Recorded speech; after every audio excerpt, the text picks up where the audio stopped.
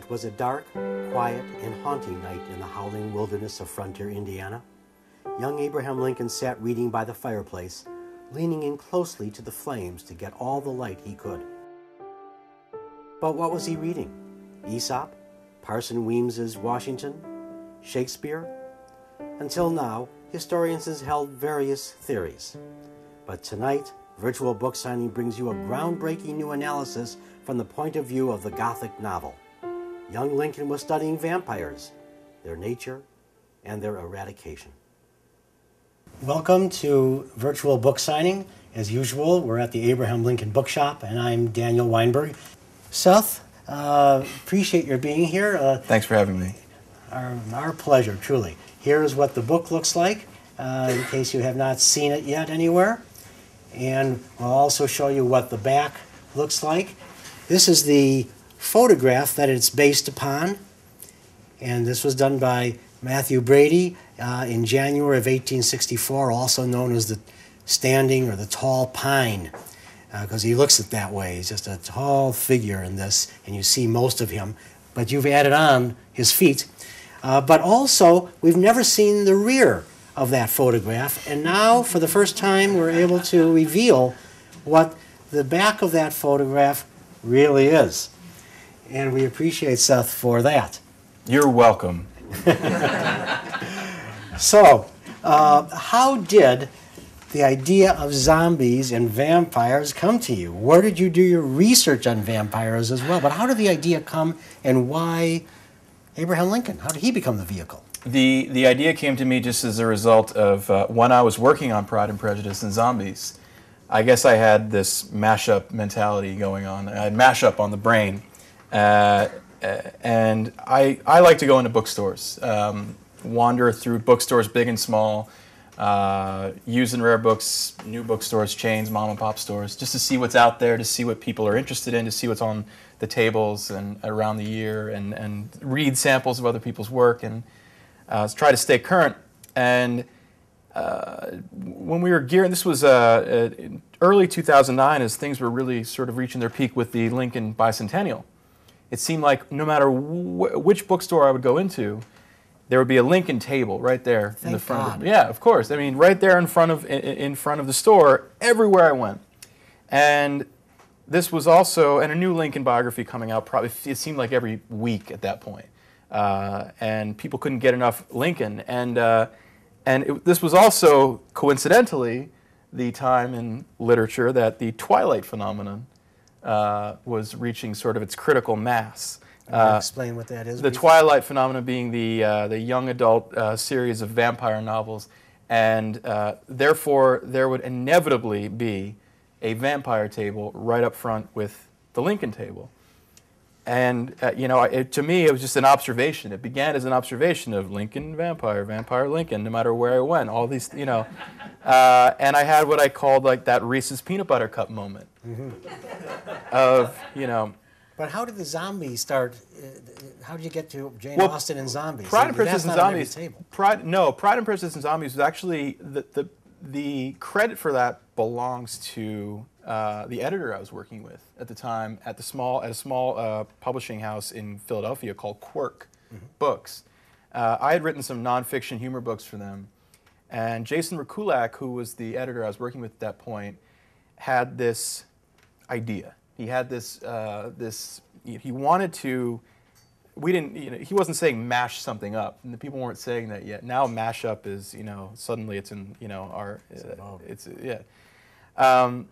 Jason had two columns on a piece of paper, and on one column he had Jane Eyre, and he had Wuthering Heights, and he had Anna Karenina, and he had whatever classics he could think of, and on the other column he had pirates, werewolves, vampires, robots, all these things. And he would just sit there, or so he told me, just drawing lines between the two things. And, we have very sort of similar sensibilities and like working together a lot. And he called me up one day, more excited than I'd ever heard him, and he had just sort of put these two things together and said, what do you think about mixing Pride and Prejudice with zombies? And I almost hung up on him because I thought that it was, not because I thought he was crazy, but because I had to get to the bookstore because I thought it was the best idea I'd ever heard in my life. You know, it just, for some reason, I saw what he saw in it immediately, which, and I went out and read it that day. I had read it in high school and not loved it, and I mean, I was a 14-year-old boy and not necessarily at the right, in the right mindset to appreciate Lizzie's man troubles, but I read it and I was astonished by how many opportunities there were in the original text for this to sort of be welded on or grafted on, if you will, seamlessly. And that was the fun of it. I instantly thought there had to be kung fu in it. I don't know why. I guess if you're mixing Regency-era aristocrats with zombies, you might as well go in and throw something else completely, either anachronistic or weird into it, and it was a tremendous amount of fun for me to write. That led to me, I plotted it out meticulously. I made notes in the margins. I read it and reread it and reread it, and then I had it all plotted out, and I wrote some sample chapters, and then got to work on the book. And then while I think we were editing the book, I had already turned in the manuscript, is when I noticed this trend. Abe vampires, vampires Abe. And I guess, it did start as a cynical approach. It started as, almost like a marketing ploy in a way, because you're taking something, okay, well, people love A and they love B. It only goes to, it stands to reason that they're going to love AB even more. So in that way, it was cynical, but then I started to research Lincoln. And we were talking before we were joined here by the internet, but we were talking before, and I told you that it was during that process that I got bit. I got bit by Lincoln. I got drawn in, and I got drawn into for me, it was the tragedy, the ceaseless tragedy of his life. Shakespearean. Mm-hmm. His life is Shakespearean, and it's just, and that's why there's a lot of references to Shakespeare in this book, and also a lot of references to Shakespeare in Lincoln's life, because he, as we all know, was, enamored of Shakespeare. But it's such a tragic life, and I couldn't believe that it had actually happened when I started reading. He buries. Let's count. He buries his little brother. Which he's young and doesn't really affect him that much. He buries his mother. He buries, if you believe the Anne Rutledge story, his first love. He buries two of his sons. His sister, right, who dies in childbirth. There's not really a period in his life after he's 9 years old that more than a year or two go by where something terrible doesn't happen to him. And yet, and this is what struck me about him, and yet, through the sheer power of his will and his genius, he keeps going forward. He keeps going forward. He's, destiny's calling. He's going somewhere. He's, and he wants, obviously he counts himself out from time to time, and he has his own battles with self-doubt and with melancholy, and those are well documented. But what I don't think people in general, what I certainly didn't understand about Lincoln, was this perseverance.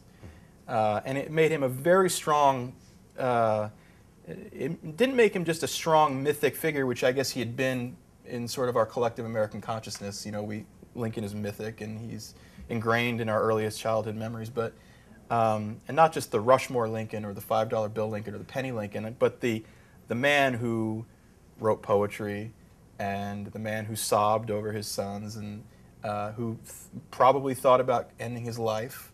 At one point, and yet not only achieved greatness, but saved us all. I guess you could say, saved us all. Well, his perseverance is what saved him, I think, from self-extinction, because he always wanted to, at least before he left this mortal coil, he wished to make some statement, to do something for humanity, or whatever. And he got his wish. And he got his wish. And yeah, so that was what impressed me the most. And that, to me, once I started reading more, delving into that, and realizing this man is kind of a real-life superhero.